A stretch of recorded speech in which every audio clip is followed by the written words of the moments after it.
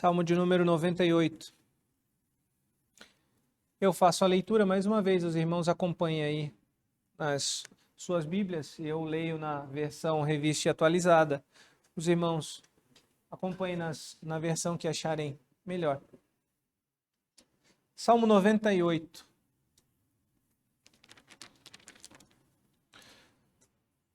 Diz assim a palavra de Deus. Salmos. Cantai ao Senhor um cântico novo, porque Ele tem feito maravilhas. A sua destra e o seu braço santo lhe alcançaram vitória. O Senhor fez notória a sua salvação, manifestou a sua justiça perante os olhos das nações. Lembrou-se da sua misericórdia e da sua fidelidade para com a casa de Israel. Todos os confins da terra viram a salvação do nosso Deus. Celebrai com júbilo ao Senhor todos os confins da terra. Aclamai, regozijai-vos e cantai louvores. Cantai com harpa, louvores ao Senhor, com harpa e voz de canto, com trombetas e ao som de buzinas. Exultai perante o Senhor, que é Rei. Ruja o mar e a sua plenitude, o mundo e os que nele habitam. Os rios batam palmas, e juntos cantem de júbilo os montes, na presença do Senhor, porque ele vem julgar a terra, julgará o mundo com justiça e os povos com equidade. Essa é a palavra de Deus. Mais uma vez vamos orar a Deus. Senhor Deus, ilumina-nos nessa manhã, neste momento agora, após a leitura da Tua palavra, e realmente ensina-nos através da Tua palavra, desse trecho da Tua palavra lido. Me ajuda a expor fielmente as verdades contidas nesse texto e que os meus irmãos possam compreender, com auxílio do Espírito Santo também, essas verdades, e não só compreender, mas aplicar na vida deles. É assim que nós oramos, por intermédio de Jesus Cristo, nosso mediador. Amém. Minha esposa não gosta, mas eu vou contrariá-la dessa vez. Ela não gosta que eu use filmes no sermão. Ela diz que filme é filme, sermão é sermão. Mas o salmo, para achar uma ilustração difícil. E hoje de manhã, mais uma vez repassando esse sermão, me veio à mente um filme do Tom Hanks, O Terminal. Com certeza todos já viram aqui. Então eu posso... Não viu, Gustavo? Não posso dar spoiler do filme? Eu não vou dar spoiler do filme, não. Eu vou contar, mas não vou entregar o final e tudo mais. Victor Navorsky, né? Navorsky, eu acho que é o nome dele. Isso. Ele vem para Nova York, da sua cidade, chamada Cracóvia. E quando ele desembarca no aeroporto de Nova York, há uma guerra civil na sua cidade. E havendo uma guerra civil, aquilo não é mais conhecido como país, e ele agora é um despatriado. E ele precisa permanecer no terminal, no aeroporto, até que essa guerra civil se resolva, porque ele não tem mais nacionalidade, então eles não conseguem carimbar o visto, autorizar a entrada dele em Nova York. E o filme, então, se desenrola nesse cenário, ele tentando autorização para entrar, e muita coisa se desenrola, que é a parte boa do filme, que eu vou deixar para vocês assistirem. Fica aí a lição de casa. Então, e ele passa muito tempo ali, até que a guerra civil, então, é encerrada, e Cracóvia volta a ser um país reconhecido, e ele pode, então, retornar à sua cidade, ou ao seu país. E tanto tempo se passa ali, de ele dentro daquele terminal, que ele conhece a todos, e cria-se toda a história, e o filme se desenrola nisso. E quando há a liberação, o aeroporto inteiro festeja a liberação de Victor Navorsky de voltar para a sua terra. Os funcionários, todas as lojas, funcionários do aeroporto, das lojas, do comércio, todos fazem uma festa para comemorar o retorno de Victor Navorsky para Cracóvia. E alguns perguntam para ele: você vai retornar para o seu país em guerra? E ele diz: é o lar. Eu não tenho medo do meu lar. Por mais guerra que tivesse, por mais destruição de guerras que tivesse, lá era o lar dele, era a pátria dele. E ele retornaria com alegria para essa pátria. O Salmo de número 98 é basicamente isso. A gente precisa entender a ocasião em que foi escrito esse salmo, o motivo desse cântico novo, o porquê que foi escrito. No livro do profeta Jeremias, no capítulo 25, os irmãos vão ser encorajados em casa a ler bastante coisa acerca disso para entenderem, mas está registrada a profecia da punição do povo, o povo de Israel, o povo hebreu, o povo judeu, o povo de Deus. Foi então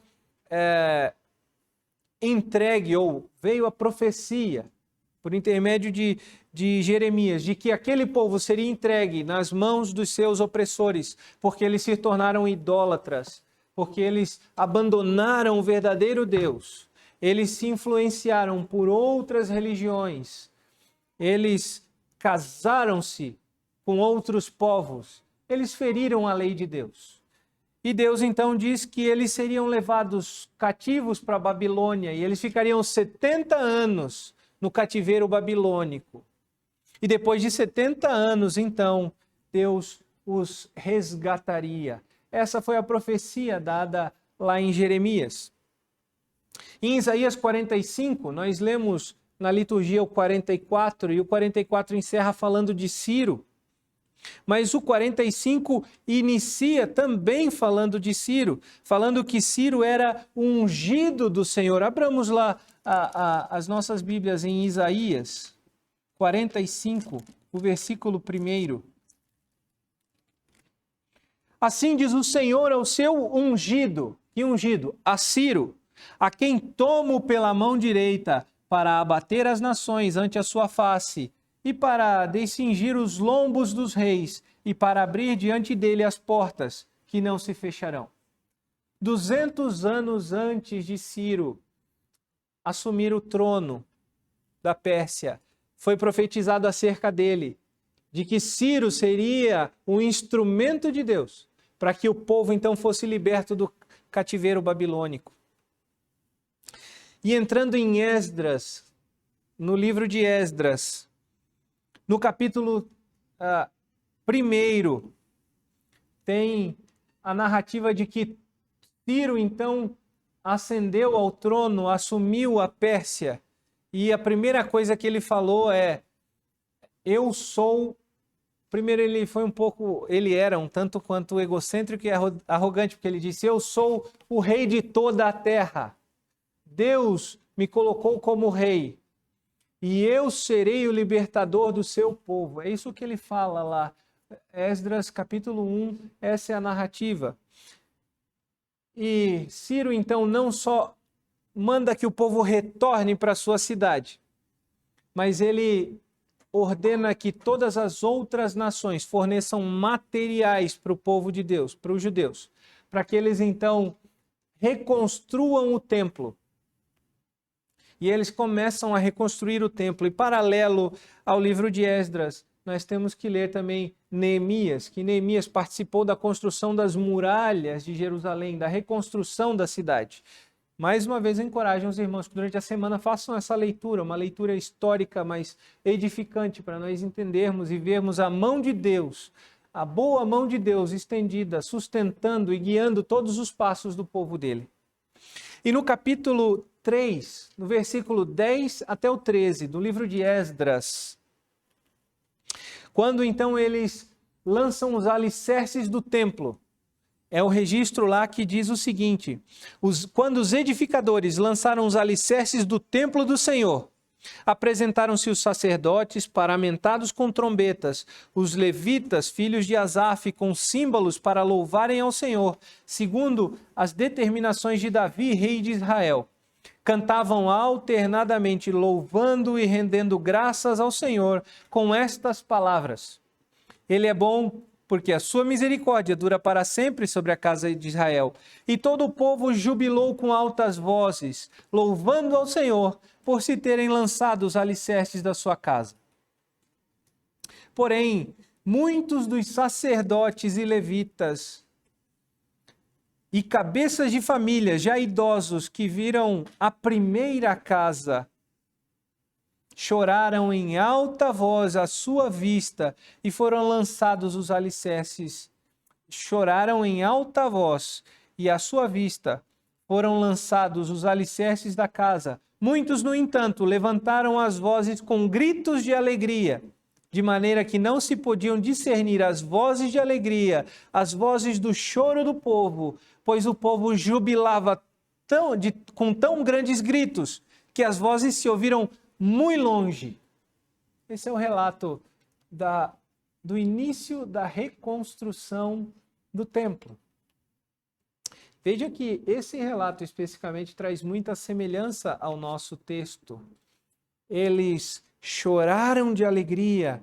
Muitos haviam visto aquele primeiro templo e agora estavam vendo a reconstrução do segundo templo. E eles se alegraram sobremaneira. E eles gritaram com altas vozes, e eles jubilaram, e eles celebraram, e eles cantaram. São 3 termos usados também no Salmo 98, cantar, celebrar e jubilar. E o versículo 13 diz que o povo jubilava com tão grandes gritos que as vozes se ouviam muito longe, ou muitas outras nações vizinhas ouviram os gritos do povo. E o Salmo 98 fala exatamente isso. Ele fala para que cantemos um cântico novo e depois ele diz que celebremos até os confins da terra. E é muito semelhante a essa passagem. E o Salmo 98, então, já que entendemos o contexto onde ele foi escrito, nos traz verdades e ensinamentos práticos para a nossa vida. Do versículo 1 ao 3 deste salmo, o salmista, que não sabemos a origem, não sabemos quem o escreveu, quem foi o autor desse salmo, mas sabemos que é uma música, porque se vocês olharem, o salmo inicia com a palavra salmo, música. É uma música cantada de alegria, é uma música que o povo entoava, que muito provavelmente os levitas cantavam e convidavam todo o povo. E nós vemos nesse texto a estrutura deste salmo, é uma estrutura crescente. Porque nos primeiros 3 versos ele fala da casa de Israel. Os outros 3 versos ele fala dos confins da terra. E os últimos 3 versos ele fala da criação como louvando a Deus. Uma outra crescente, uma outra ampliação desse salmo é o público, os adoradores. Primeiro são chamados os da casa de Israel. Depois são chamadas todos os confins da terra a adorarem junto com os da casa de Israel. E por último, até a própria criação é chamada a adorar a Deus. Então esse cântico é um cântico crescente. Na música tem muito isso, né? A música vai crescendo aos poucos até ela atingir o clímax. Algumas músicas, a Cíntia e o Denis é que são experts nessa área, mas algumas músicas elas encerram no clímax e ela é cortada abruptamente. Outras músicas elas atingem o clímax e vão reduzindo a sua intensidade e vão caminhando para o fim. Esse salmo é um salmo que termina no clímax, ele termina no auge, ele termina apontando para o novo céu e nova terra. Uma outra estrutura que nós vemos aqui são os mesmos 3 primeiros versos que apontam o que Deus fez no passado. O 4 a 6, o que Deus faz no presente. E o de 7 a 9, o que Deus fará. Lembra da música que cantamos? Pelo que tens feito, pelo que tem sido, ou pelo que estás fazendo e pelo que farás por nós. É exatamente essa a estrutura do Salmo. A estrutura do Salmo fala sobre isso. Essas são as divisões e essas são as temáticas. Mas eu queria ainda trazer outra estrutura ou outros temas para essas estruturas de 3 versículos cada um. Primeiro, eu quero que vocês notem que todas essas 3 estruturas começam com um verbo no imperativo. O primeiro é cantai. O segundo é celebrar. Não necessariamente começa, né? O primeiro começa com cantai, mas na segunda o imperativo é celebrai. E depois fala de júbilo. Cantai com júbilo. São 3 imperativos que também são crescentes. Primeiro você canta, depois você celebra, depois se jubila. Isso é uma crescente também. Mas os 3 primeiros versos que eu queria trazer, depois de toda essa divisão aqui de várias formas, a primeira divisão aí dos 3 primeiros versos nos aponta o motivo deste novo cântico. Qual é o motivo deste novo cântico? O porquê nós devemos cantar esse novo cântico? Quando dos versos 1 a 3 é nos chamado a cantarmos um novo cântico, e como eu já falei, ele está apontando para o passado, para o que Deus fez pelo povo. Deus tirou o povo do Egito, Deus fez eles atravessarem o Mar Vermelho, Deus derrubou as muralhas de Jericó, Deus cumpriu a sua promessa de dar a terra prometida. Tantos feitos que eles celebravam de Deus. Eu poderia aqui passar muito tempo lembrando dos feitos de Deus sobre o povo. E é isso que eles estão ali rememorando nesse momento. Eles estão olhando para trás e dizendo: o Senhor sempre esteve no nosso lado, conduzindo a nossa história. O Senhor sempre esteve conosco. O Senhor jamais nos abandonou, a despeito da nossa infidelidade. Eles olham para o passado e veem a boa mão de Deus atuando na vida deles. Eles olham para 70 anos de cativeiro, em que Deus os manteve na Babilônia, e eles celebram a Deus, porque mesmo no cativeiro havia a promessa de resgate, e eles aguardavam ansiosos essa promessa de resgate. Por isso, esse primeiro imperativo de que nós devemos cantar um novo cântico. Mas não só cantar um novo cântico, mas cantar a alguém um novo cântico, aliás, o porquê de um novo cântico. E em Isaías 59, versículos 15 e 16, nos ajudam a entender um pouco mais essa situação. Diz assim: sim, a verdade sumiu, e quem se desvia do mal é tratado como presa. O Senhor viu isso e desaprovou o não haver justiça, impiedade, idolatria do povo, profetizado em Jeremias, como eu falei, castigo. Versículo 16. Viu que não havia ajudador algum e maravilhou-se de que não houvesse um intercessor. Veja, Deus se alegrou por não haver um intercessor pelo povo. Eles estavam totalmente perdidos. Pelo que o seu próprio braço lhe trouxe a sua salvação, e a própria justiça o susteve. Lendo essa passagem de Isaías e falando ao povo, eu lembro de Gideão. Gideão tinha um exército enorme. E Deus falou: não, está muito grande, vamos ter que diminuir. Pergunta para quem... pergunta para o teu exército, quem não tem coragem, quem não está confiante, vai embora. E foram embora uns tantos. Deus olhou para Gideão e falou: não está bom, Não está bom ainda não. Está muito grande esse exército. Está muito grande.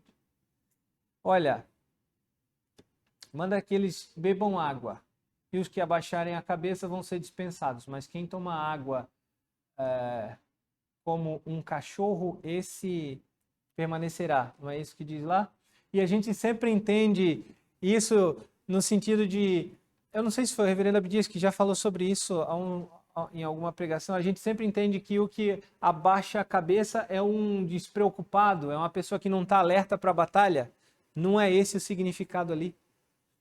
O significado é, esses que estão ali abaixando a cabeça, eles estão extremamente desnutridos e necessitados de água, a ponto de a sua força não estar plena para a batalha. Agora, aquele que apenas lambe a água ou toma pouco, esse continua com as suas reservas de água, com a sua reserva hídrica no seu corpo, hidratado e preparado para a batalha. Ele apenas está se mantendo ou mantendo o seu estoque de água.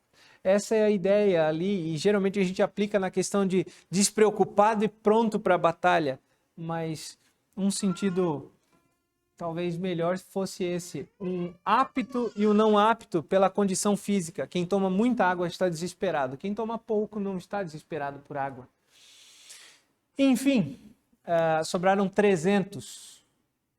E aí Deus disse a Gideão, agora sim, agora temos um exército bom para enfrentar. 300. Porque com esses 300 não há a mínima possibilidade de vocês dizerem que foi pela força de vocês que vocês venceram a batalha.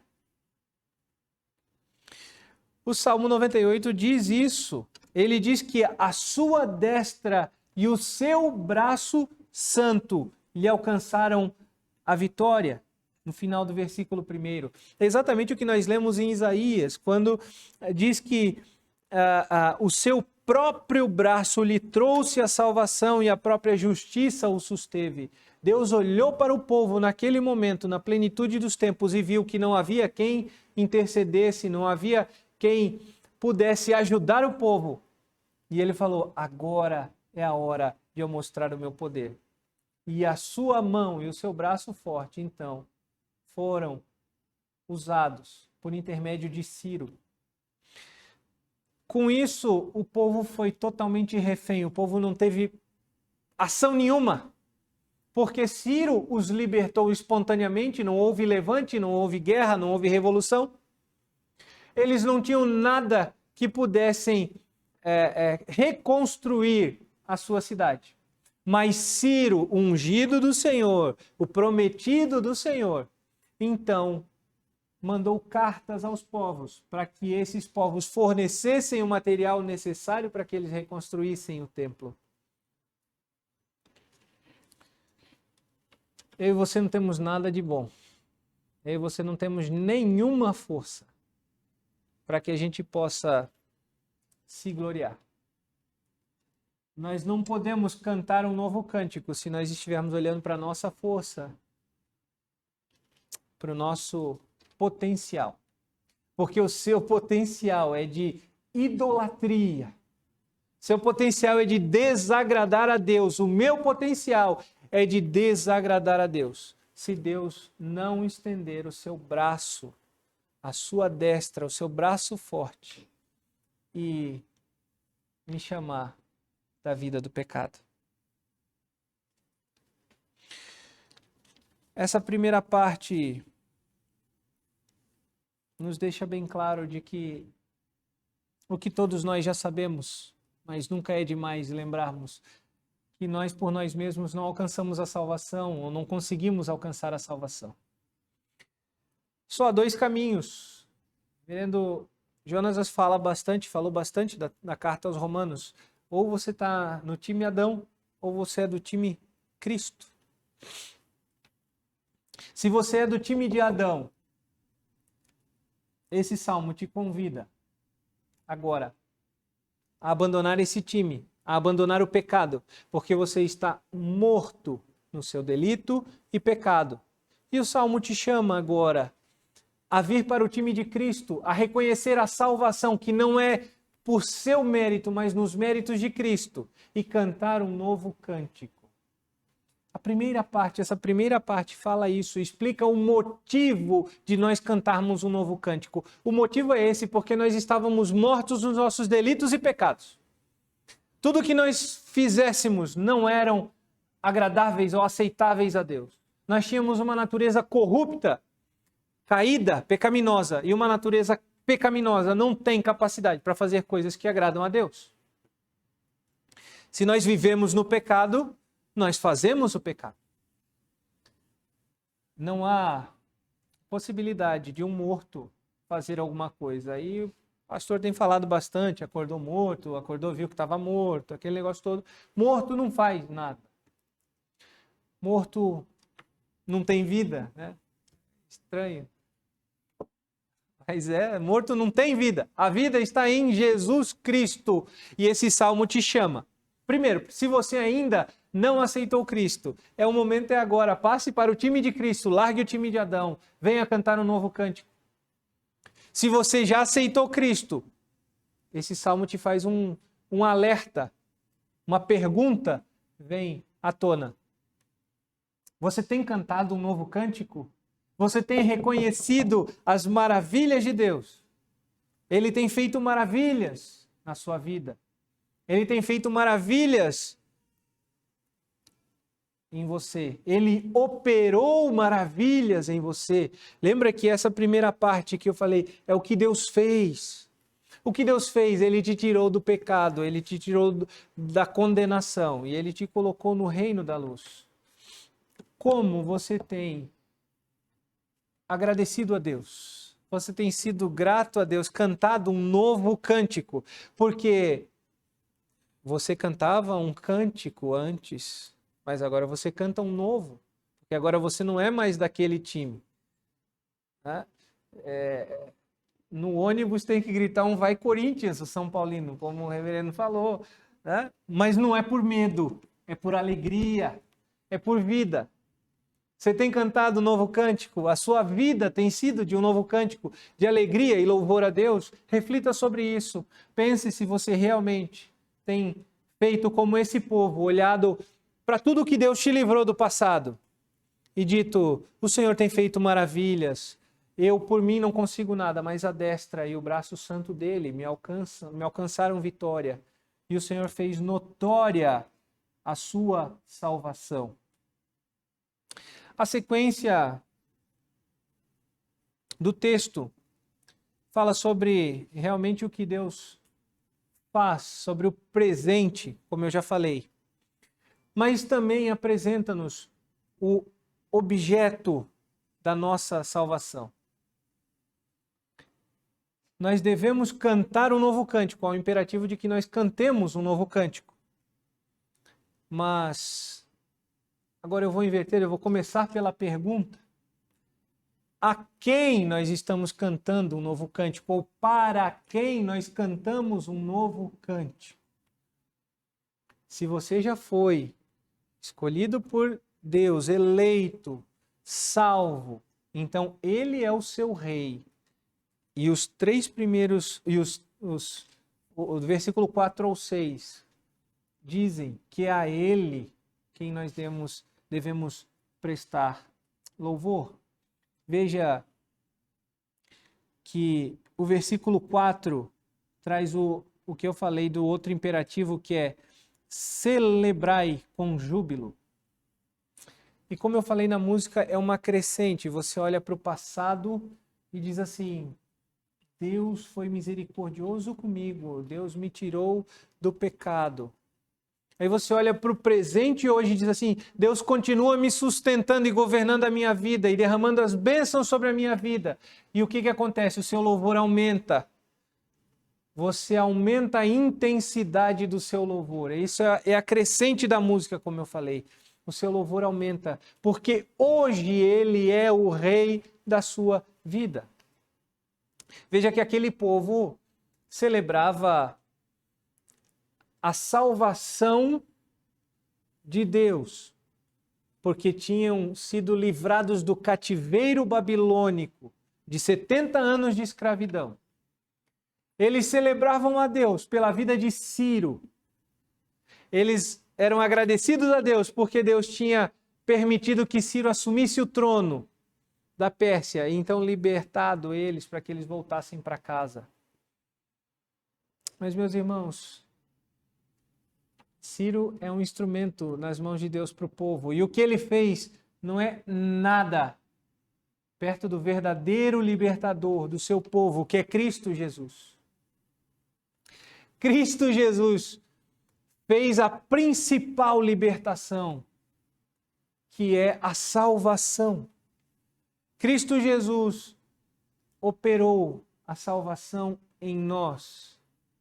E hoje Ele governa, Ele reina dos céus. Ele nos deixou o Consolador para que andasse conosco, para que a gente tivesse firmeza de que hoje nós estamos com Ele, nós vivemos com Ele, nós vivemos para Ele. Ele é o alvo, o objetivo da nossa vida, da nossa adoração, da nossa celebração. Ciro era nada mais, nada menos do que um tipo de Cristo que viria. Aquele povo, naquela época, ele tinha uma esperança de que um Messias prometido viria. Nós hoje sabemos que esse Messias veio, que esse Messias viveu, morreu, ressuscitou e foi assunto aos céus. Ciro simbolizava o Cristo que viria para aquele povo. E já foi motivo de grande alegria para eles. Quão grande motivo de muito mais alegria e celebração Cristo é nas nossas vidas. Falando às crianças, eu disse, olha, eu vou falar para esses grandões que eles nunca estão satisfeitos. A gente nunca está satisfeito. A gente nunca é contente com o que nós temos. Porque, falando isso, não tem como eu lembrar do pepino, né? E do chilep, de quem estava no Éden, vai saber do que eu estou falando, né? Você está com fome? Tô, pega pepino. Diz quando deu, chilep. Os pepinos do Egito, né? O povo não se contenta, o povo foi livrado da opressão do Egito. O povo tinha alimento, tinha uma coluna de fogo esquentando, uma coluna de sombra resfriando durante o dia, esquentando o fogo durante a noite. E eles diziam, que saudade lá do pepino do Egito. Como era bom comer aquela comida miserável lá. O povo nunca está contente. Nós nunca estamos contentes. Paulo diz, aprendi a estar contente em toda e qualquer situação. Seja de fartura, de escassez, de nudez, em prisões. Se você foi chamado realmente por Cristo,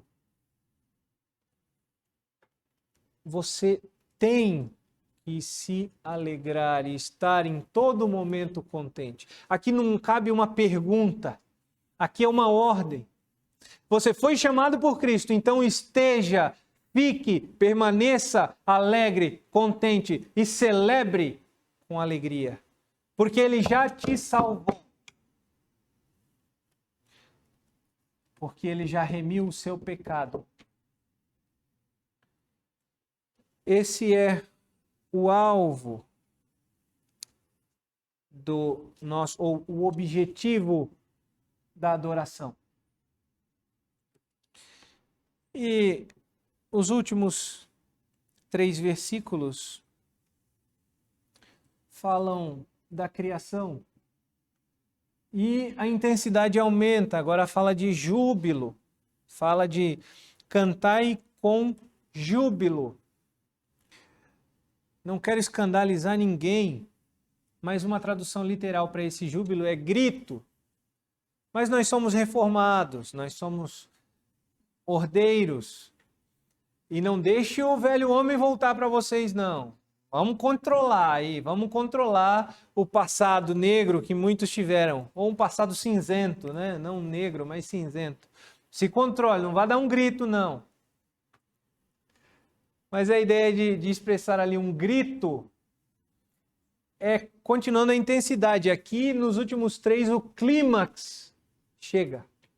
o clímax dessa música. Aqui nós chegamos no auge da música, porque aqui agora nós falamos do que Deus fará por nós. E veja que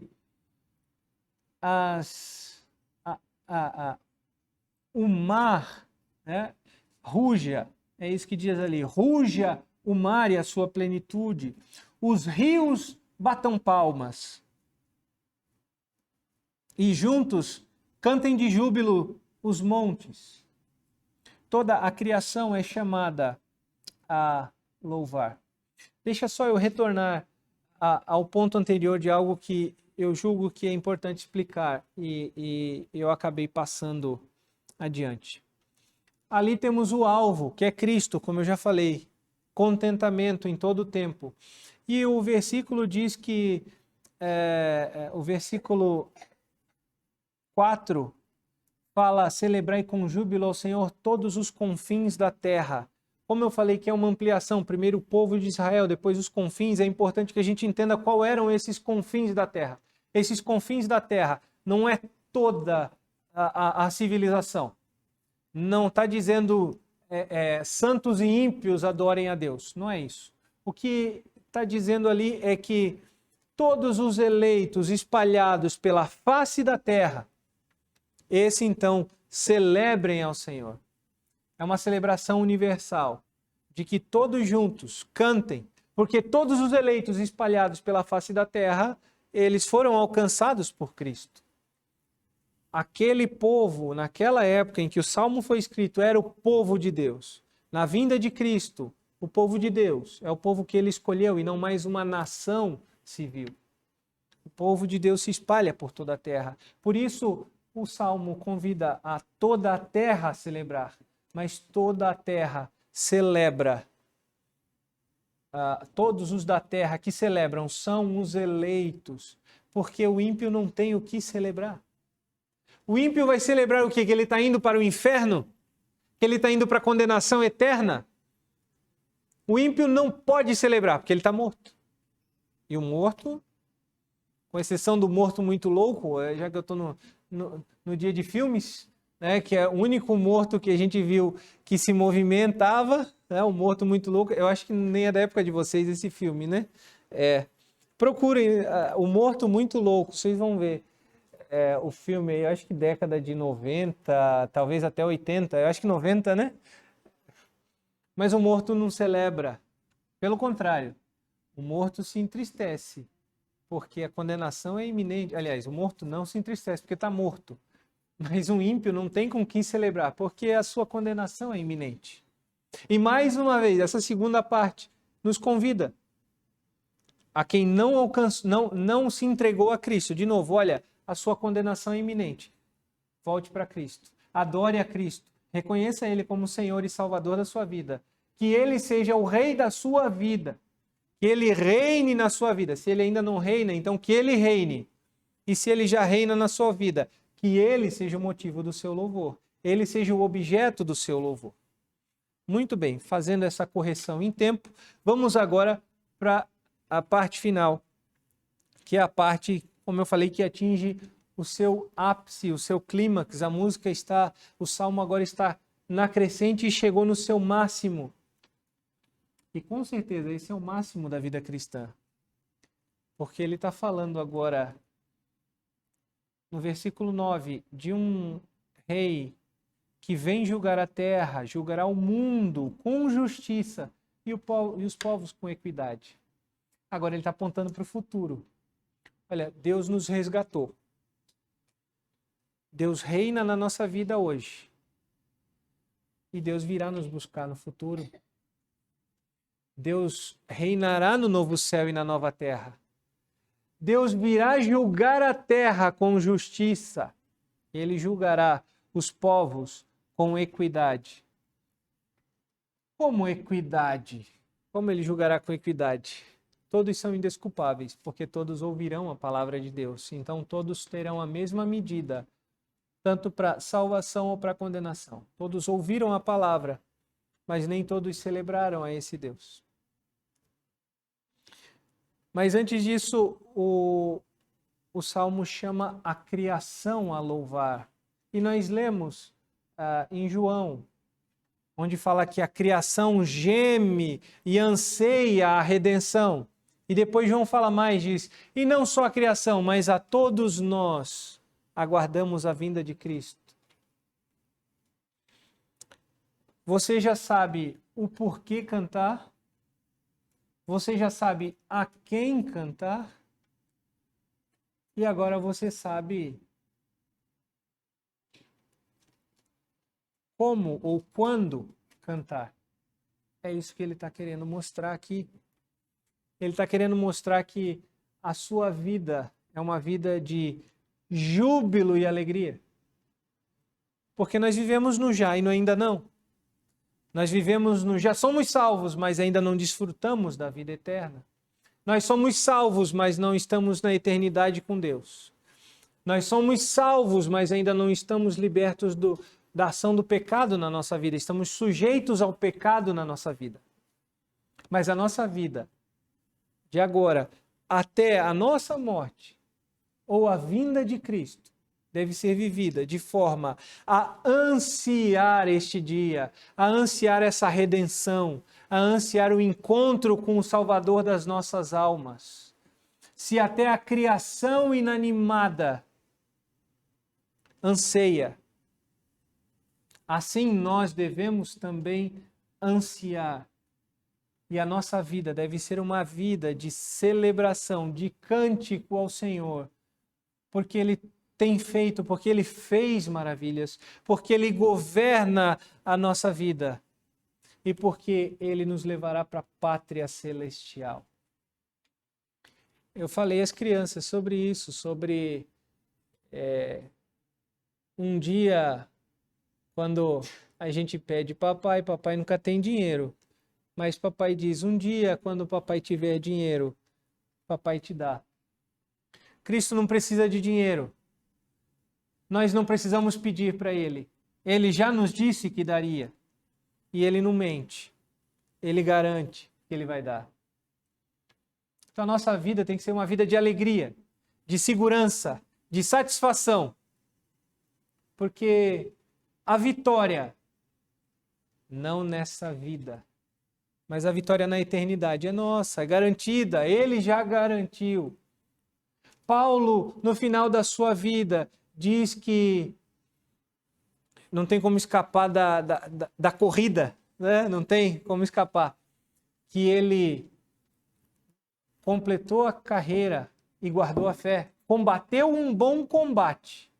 Completou a carreira, guardou a fé. Agora, a coroa de glória que estava prometida lhe será dada pelo justo juiz, Jesus Cristo, o justo. Esse é o objetivo da nossa vida. Se Cristo realmente nos livrou do pecado, se Cristo realmente governa a nossa vida, então nós devemos viver contentes em toda e qualquer situação. Nós devemos viver para a glória de Deus, cantando um novo cântico a Deus. Nós devemos ter uma vida alegre. Livre de tribulações? Não. Porque lendo o livro de Esdras, a continuação dessa história, eles se alegram e gritam e jubilam e muitas outras nações vizinhas ouvem aquela alegria. Mas há uma interrupção na construção.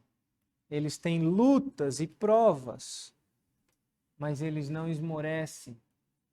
Partindo para Neemias, na reconstrução de Jerusalém, do templo, há os árabes que vão lá tentar boicotar e Neemias não dá bola para eles. Neemias prossegue para o alvo, fala, olha, vocês não vão me atrapalhar aqui, vocês não vão atrapalhar a gente, nós vamos para frente. E a coisa vai crescendo, a resistência vai crescendo na reconstrução de Jerusalém, a ponto de os trabalhadores estarem trabalhando e ter gente atrás, segurando armas, porque o inimigo podia vir e destruir os trabalhadores e interromper a obra.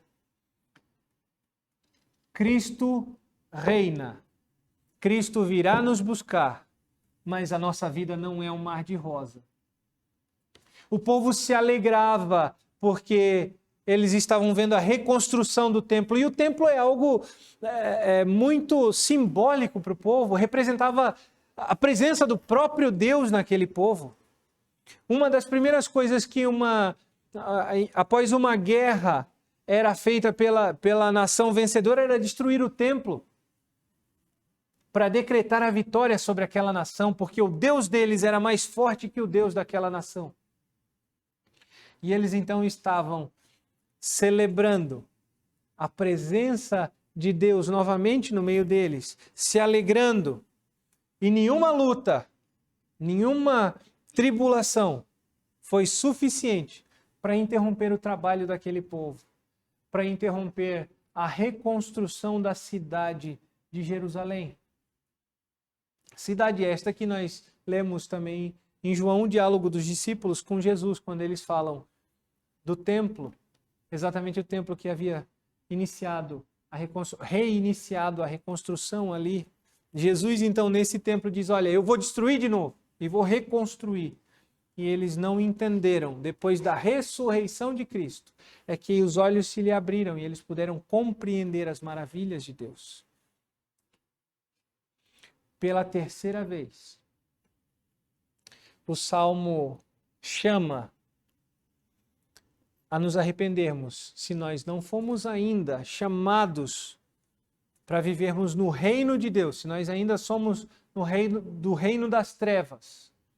Mais uma vez o Salmo chama a salvação. Ele diz, olha, o Senhor virá, Ele vem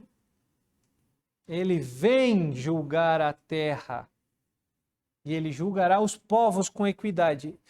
Isso é um convite, se você não aceitou Cristo ainda, a que aceite Cristo, entregue a Ele a sua vida, porque certamente Ele virá e julgará a terra. Certamente Ele julgará com justiça. Ninguém passará impune. Ninguém passará impune. Nós não passamos impune. Nós somos culpados pelo nosso pecado. Mas o castigo, a punição, a sentença no nosso pecado foi colocada em Cristo.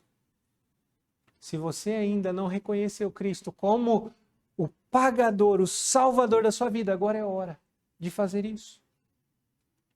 Mas se você já fez, meu irmão, não grite não, porque é um escândalo na igreja presbiteriana, mas se alegre sobremaneira, porque a vida eterna é nossa, a vida eterna está garantida, viva de modo aceitável a Deus, de modo digno de ser chamado um filho de Deus, de modo a que os seus louvores realmente cheguem aos céus. E eu queria concluir voltando ao início do Salmo, onde ele diz, cantai ao Senhor um cântico novo. Eu já, no meio aqui, dei uma palhinha, mas eu gostaria de falar exatamente qual cântico novo. Nós temos que cantar um cântico novo, ok, mas o que diz esse cântico novo? Ou qual é o teor desse cântico novo? Vejam lá, Apocalipse 5, versículo 9 e 10. E entoava um novo cântico, dizendo, digno és de tomar o livro e de abrir-lhe os selos, porque foste morto, e com teu sangue compraste para Deus os que procedem de toda a tribo, língua, povo e nação, e para o nosso Deus os constituíste, reino e sacerdotes, e reinarão sobre a terra. E ainda em Apocalipse 14, 3, diz assim, entoava um novo cântico diante do trono, diante dos 4 seres viventes e diante dos anciãos. E ninguém pôde aprender o cântico, veja bem, senão os 144.000 que foram comprados da terra. Ninguém canta esse novo cântico, se não for eleito por Deus. Você é chamado a cantar um novo cântico. Que novo cântico? O novo cântico que diz que digno é o Jesus Cristo de tomar o livro e abrir os selos, porque ele morreu e com o sangue dele, ele comprou para Deus nós, de todas as tribos, povos, línguas e nações, que confessam que Cristo é o Salvador das nossas almas. Este é o teor do novo cântico. Que realmente este seja o novo cântico em nossa boca, em nossos lábios, em nossa vida.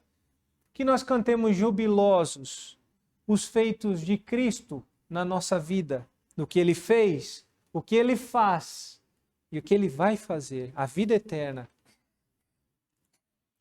Que a nossa vida realmente seja de louvor e gratidão a Deus. Pela graça de Cristo. E que com isso nós vivamos sempre prontos para encontrar-nos com o Salvador das nossas vidas. Que nós estejamos sempre prontos, seja agora, daqui a pouco ou daqui a alguns anos, mas que nós vivamos uma vida de modo digno e aceitável e estejamos sempre prontos para esse grande dia, para esse clímax, para esse ponto alto do Evangelho, que é encontrarmos com Cristo, nosso Salvador. Amém.